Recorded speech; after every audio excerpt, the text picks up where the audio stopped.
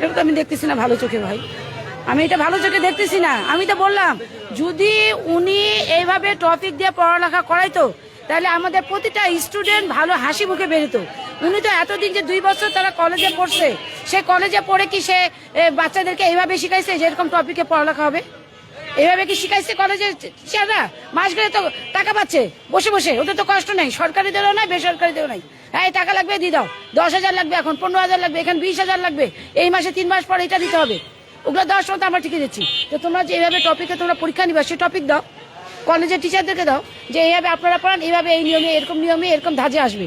সেটা তো দেন নাই, তাই আমার বাচ্চারা কান্না করেছে। উনি কি এই পরের বছর যে রেজাল্ট খারাপ করে যতগুলো স্টুডেন্ট বাংলাদেশে যত রয়েছে খারাপ করছে, খারাপ যদি করে থাকে উনি কি সবাইকে চালাবে? আমার তো এরকম ক্ষমতা নেই ভাই। আমি বহুত কষ্ট করে আমার মেয়েকে পড়াচ্ছি, বহুত কষ্ট। আমি কাউকে বলে বুঝাতে না, আল্লাহ পাক জানি।